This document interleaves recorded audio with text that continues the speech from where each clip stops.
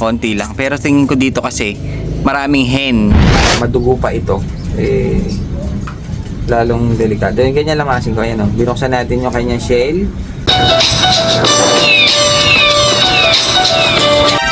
Yon, napakahirap talaga kapag busy ka dahil may business tayo. Dahil nga hindi mo natututukan yung mga ipon mo. Kasi si maasin ko, si Dragon natin, sinasakay natin ulit siya ng south. Nag-arayat sila kanina. Kahapon ng basketing, nag-arayat sila. Hindi ko rin alam kung ano oras siya nakauwi. Andito na pala siya. Medyo kahali na tayo. Kalimutan ko na. Ngayon pala yung hagis nitong si Dragon. Bali si Dragon naihagis na naman natin siya ng arayat na sila kahapon Andito na siya. Hindi naman natin na susubaybayan kung ano oras siya umuwi. Dahil nga nandun tayo sa baba at nagtatakal tayo ng mga feeds para doon sa mga customer natin. Kaya ngayon susuksukan ko siya ng ideal pang maasin ko para anti-stress. Baka na-stress sa biyahe. Andito na si Dragon natin. Sumasakay siya ngayon ng south naman. Nag-norte siya, tapos sinasouth natin siya ngayon. Arayat pa lang ang throw niya. Nag-conception siya pero hindi siya nakasakay ng bamban. Arayat na agad, kaya ito, dito siya. Hindi ko alam kung anong oras siya nakauwi, mga 5. Ngayon ko lang siya nasilip. At ngayon ko lang siya bibigyan ng ideal. Para medyo maginawa yung kanyang pakiramdam. Yung tubig, wala pa tayong tubig. Ngayon lang tayo naakyat. Ang pagkakalapati pala na racing, mga 5, kailangan hindi ka pala busy masyado.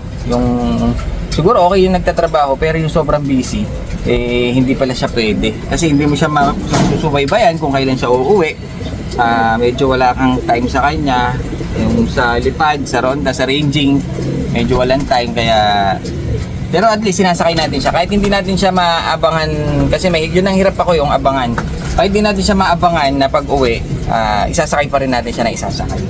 Gusto ko lang mag-donate Ito si ating Dragon, nagpapahinga. Tsaka barakudo talaga yan Lalaki si Dragon natin, mga 5. Yan ang line ni Gobrea na napaka sungit. Pati amo, sungit. Yan.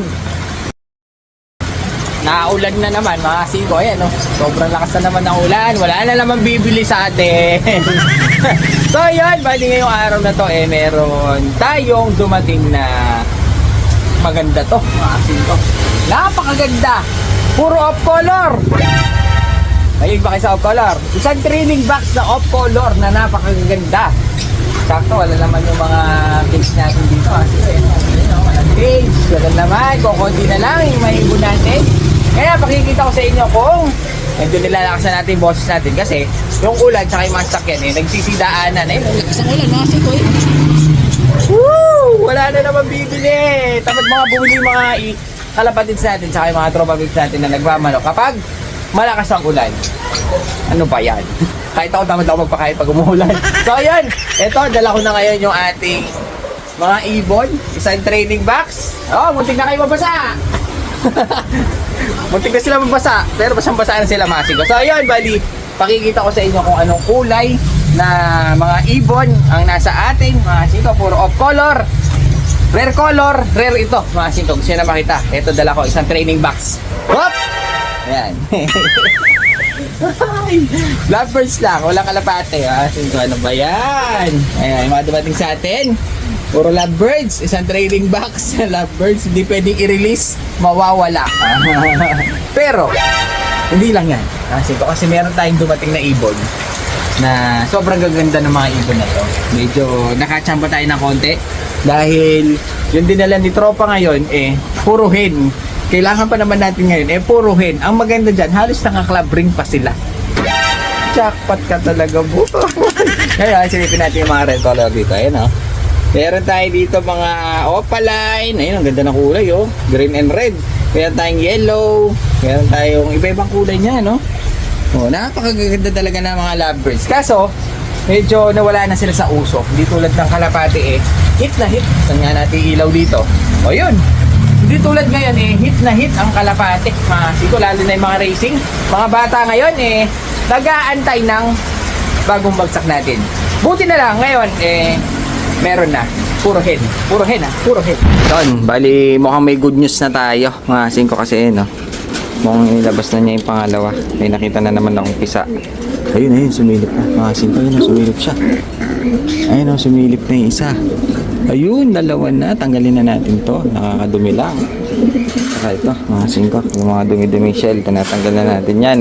Medyo nakapisa na, dalawa. Ngayon, uy, may sumilip mga singko kay Pogi. Ayun, may isa na. So, talaga nagkamali nga tayo ng date. Pero medyo malapit naman. Kasi 5 ngayon, medyo 3 ngayon mga singko, 3 5 ang date natin. Medyo malapit lang yung pagkakamali natin. Ngayon, yung dito, hindi ko lang alam kung pisa na to. Kasi kay Pogi, may sumilip ng isa Ayun nabiyak na niya yung mga itlog. Mukhang maganda kondisyon natin ngayon dahil nga halos sabay-sabay nga silang talaga matapang itong isang ito. Check lang natin. Ay, may itlog pa rin. Hindi pa siya pisa, mga singko. Baka nahuli ito. Ayun hindi pa siya pisa, pero may crack pa rin mga singko. Hanggang ngayon may crack pa rin. Pero hanggang mamayang hapon pag ito hindi pa lumabas, medyo tutulungan natin kung hindi niya kayang lumabas. So yan ang antabayan na natin kasi yung isa dalawa na pisa. Kay Pogi gusto kong silipin kung ilan na pisa ni Pogi Tingnan lang natin mga singko. Pasilip nga, sumampa pa. Dalawa na rin sila. Sumampa pa yung isa, baka madaganan. So meron na tayong dalawa. Ito may crack na yung dalawang egg niya. Hihintayin na lang natin. Tingin ko ito tsaka ito ang magkasabay. Nagkamali lang talaga tayo kasi December 6 natin to yun Siguro nung nagdalawa itlog nito, may isa na to. Kaya medyo mas malayo agwat nito. Tingnan nga natin. Ayun may itlog pa rin siya Check lang. Kung may crack na nga yung itlog mo. Oops, may crack na rin mga singko. Silipin natin Kita ba? Ayun may crack na siya ng konti. Di ba? Halos magkasabay nga itong dalawang ito. Aray ko naman. Magkasabay nga ito tsaka si Taiwan bird natin. Ayun magkasabay nga kasi hindi pa pisa Medyo nahuli silang dalawa. Pero itong dalawa sabay pala yan ng itlog. So yun, good news dahil meron na naman tayong aabangan na sisingsingan. Mabilis lang lumaki yan mga singko dahil nga sinusuportahan natin yan sa katutak na vitamin tsaka high protein para mas mabilis lumaki yung inakay. Gaya nito, tingnan nyo ito mga singko. Ito kailan lang natin ito nakita pero tingnan nyo, lalaki na. Nagnahahanginan na sila. Laki na nito. Konti na lang, lilipad na yan mga singko. Nasa Taiwan lock na natin yan sa susunod. Kaya ano pa ba abangan natin? Ito, abangan pa natin yan. Medyo matagal ito dahil nahuli natin yan sinalang. Ito ang aantabayanan natin mga singko. Tsaka ito para baka mamaya hindi lumabas siya shell. Tutulungan natin. Pumisaan na. Yan lang yung tropa natin konti lang. Pero tingin ko dito kasi maraming hen. Kaya ito to. Una na to. Sa tingin pa lang makikita niyo mga singko yung ulo niya. Mukhang babae kasi isa lang. Hindi. Ito babae rin ito maliliit ang ulo nila ito hen, itong blue bar ayun ulong-ulo pa lang mukhang mga babae. Ito rin itong blue check babae rin. Itong black check alanganin pa medyo chine-check upan pa natin kung lalaki siya o babae. Tapos yun nasa dulo mukhang lalaki yun ito kasi ko hindi mukhang alanganin din mukhang mga babae kahit ito hen na hen ito kasi ko ayun yung kak yun yung natirang pula pero halos lahat parang mga babae. Yung puti mukha rin babae. Dito lang ako medyo duda sa black check kasi parang medyo malaki-laki na konti ulo pero yung hugis ng kanyang ulo mukhang pambabae. Yan ito hen. Yung blue check na yun babae rin. Itong puti babae. Itong blue check ito mukhang lalaki ito mga singko ito. Ayan siya lang ata mukhang lalaki yan mga singko ito mukhang kak. Itong double live band na to na commercial. Lalaki. Yung blue bar doon, babae rin. Ayun, ang blue check, babae. Yan, yung tatlong yan, babae yan, mga singko. Itong isa, babae rin. Mukhang maganda yung mga dinala sa atin. Tsaka yung iba dito, club ring. Tingnan natin. Ayan, club ring. Itong isa, club ring. Yung nasa dulo na blue bar, club ring. Si black check, club ring. Ito, club ring. Si puti, tinatakpan ng buntot. Ayun, may sing-sing pero commercial. Itong double banded nala, ito yung mukhang lalaki. Oh, mukhang kaki ito. Yan ay commercial lang. So, yan. Kahit pa paano, meron tayong mga hen na pamaris. Ang hirap kasi ng babae maasin ko lagi nakukuha. Kaya lahat na natitira sa atin, puro kak. Kaya buti na lang, dinalan tayo ng mga puro babae naman. Hindi ko pinili yan. Binagsak lang sa atin ng tropa. Kaya swerte na rin, puro babae. Ngayon, meron akong katabing box dito, dala ng pinsan ko. Pinagbigyan ako ng pinsan ko, sabi ko, dahil nga naubos na maasin ko. Sabi ko, dala niya ako kahit ilang piraso lang. Kaso, mga young bird ata yung dala niya. Tingnan na natin. Lagay na rin natin dito. Sabi ko na nga ba may young bird. Ayoko ng young bird, mabilis magsipon, maasin ko. Kasi ang dami rin kasi naghahanap ng mga bata. Ito, black check na young bird pa. Saan pa ba? Young bird din. Yung isang ito, young bird din, no? Blue bar. Makikita niyo pa yung markings ng pagkakasubo ng pellet. Blue bar, young bird din, ayun. Pero madaling mapatuto yan, mga singko, yun, oh. Medyo malaki itong blue bar na to. May mga leg band naman sila, 6 lang ito. Tingnan natin yung iba. Tsaka sabi niya dito, may pares. Parang may mga nakita akong pula. Wop, ito siguro magkapatid. So, parehas blue bar, ayun, oh. Mga magkapatid ng dalawang yan. Parehas blue bar. Ngayon, silip natin yung ngayon, ito, meron tayong isang red bar naman. Kaso bata rin, puro bata naman pinagbibigay ni pinsan. Sabi ko, mga breeder lang. Ayan, oh. Pero pwede na rin, labas na rin natin yan. Young bird, red bar. Na magpapalit na siya, nagbibihis na mga singko, nagpapalit na ng balahibo. Medyo gutom pa. Pinsan mo kung hindi pinapakain na, napag-aalata. Ayan, oh. Pinsan yun lang akong kumakain. Gutom. Ngayon, yung dalawa dito breeder daw. Ayun, oh, pares daw sila. Kunin muna natin tong isang red check. Ayan, babae. Mukhang breeder. Tignan nga natin, oh. Makita nyo, makita nyo, malinis. Red check na may leg band din. Babae ito. Lagay natin. Kakain din yan. Kakain din yan. Gutom Ngayon, ito yung pares daw niya. Iyon ang pares niya. Red bar naman. Maganda, mapush siya, oh. Red bar naman ang pares. Nakaano pa to, oh. Whoop, pumapalo pa. Nakaklab pa to, mahasin ko. Yan ang pair. Yan dalawang yan. Red bar and red check. Yan lang ang magulang, Lahat ng dinala niya, medyo yang nagutom. Ayan, yang nagutom. Patay tayo dyan. Yung sa kanya lang kumakain, Mukhang di mo pinakain, pinsan.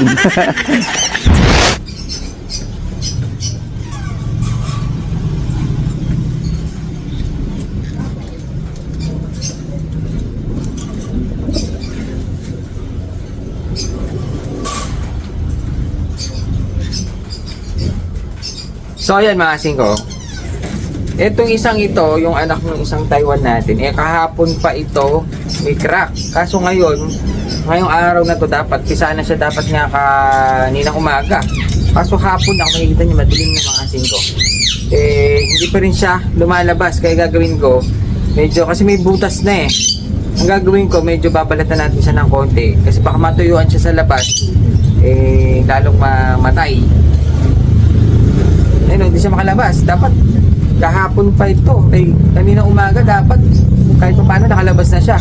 Ngayon hapon na, hindi pa siya nakakalabas.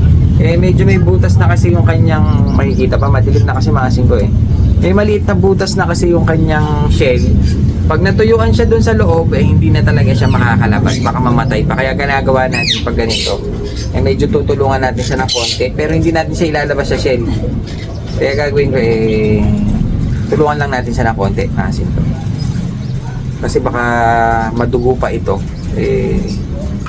lalong delikado. Yung ganyan lang, asin ko. Ayan, binuksan natin yung kanyang shell para makalabas yung inakay. Baka nakabaligtad, Ayun, asin ko, hirap siya. Konti lang yung ilalabas natin para ayun no, medyo natutuyuan na siya dito sa kanya ano eh. Tuyo na yung kanyang ano, dumidikit na yung balat dun sa kanyang ano, yung balat ng shell, dumidikit na dun sa balat ng sisiw. Medyo hindi na kasi siya makakagalaw pag ganun mga asin ko. Sana masave natin itong isang ito. Medyo nahihirapan siya lumabas kaya gagawin natin. Parang balut lang mga asin ko. Ayun na, ilalabas ko lang yung kanyang tuka para makahinga. Ayan siya mga asin ko. Ayan o. Yun o. Gabi na kasi eh. Yun o. Nakalabas siya. Medyo nahihirapan siya. Pero mukhang healthy yung inakay. Kaya gagawin natin baka bago lamigin eh, ibabalik na natin doon. Pero yung isa, mga asin ko, eh, hindi natin babalatan. Kasi baka bukas pa yung pisanan niya. Kaya mamayang gabi. Ayan. Ito na yung isa. Lagyan na natin. Baka lagyan ko na agad. Ang dagdag ko pa kasi. Lagyan na natin. Baka malamigan. Ayan o. Ayan. So ayun, ganun ang ginagawa natin mga asin ko. Ayan o, medyo madilim na. Dito tayo ng konti. Ganun ang ginagawa ko kapag kaya medyo inaano natin mga asin ko. Monitor natin. Ganun ang ginagawa natin kapag ayaw lumabas ng inakay. Minsan may nabubuhay, minsan talagang ganun namamatay. Kasi kahapon, na-videohan natin kahapon, meron na siyang crack. Hapon yon mga asin ko. Dapat kinabukasan ng umaga, kahit pa dapat nakalabas na yung inakay o kaya mas dumami na yung kanyang crack. Ngayon, gabi na, pahapon na mga asin ko, anong oras na? 5:30 na ng hapon, wala pa. Wala nang liwanag, talaga madilim na mga asin ko. 5:30 na, hindi pa lumalabas yung inakay. Yung kanyang pagka-crack, medyo ganun pa rin. Parang may nabutas lang ng konti. Kaso kasi, pag nabutas na ng konti, talagang matutuyuan na sa loob yung inakay. Kaya ginawa natin ay napilitan na tayong bakbakin. Tulungan siya ng konti para makalabas yung ulo. Yung ulo lang nalalabas natin para matuyo pa yung loob, mga asin ko. Kasi medyo maano pa yung ilalim ng puwet nun para medyo matuyo pa habang inaiinitan dun sa ano. Sana, panalangin nyo mga kasing ko na sana mapisa at maging healthy. Huwag sana siyang madisgrasya, pati yung isa dahil medyo nakakatakot pag ganyan. Hey! Para tayong doktor, ano? Alam nyo ba ang tawag dyan? Ang tawag dyan, cesarean. So, yun mga kasing ko, bali yung video natin ginawa nung ano pa yan nung December 3 dahil nga nagkasakit tayo ng trangkaso, hindi natin siya na-edit. Na-videohan natin siya ng December 3 tapos nagkasakit na tayo ng biglaan kaya hindi natin siya na-edit pa ko. Ngayong December, medyo masakit pa ang ulo ko. Ngayon December 6 na, ngayon lang natin siya na-edit kaya magpasensyahan nyo na. At medyo natagalan, hindi talaga natin kayang mag-edit na talagang masama pakiramdam natin. So, yan! Syempre, hindi mawawala. Medyo okay na tayo kahit paano. Dahil magaling yung nurse natin So, ayan, syempre, shoutout na natin, hindi mawawala yan, mga asin ko. Noel Marcianolo ng Canada, shoutout sa iyo, boss. Kay Jonathan De Los Reyes ng Talabastagan. John Lester Gamboa ng Mexico, John Leon Noto ng La Union, shoutout daw sa Noto family. At last na natin si Joey Lopez aka Joey Love, shoutout sa Team BFRC Hagonoy Team. So yan, ang sakit na ulo ko.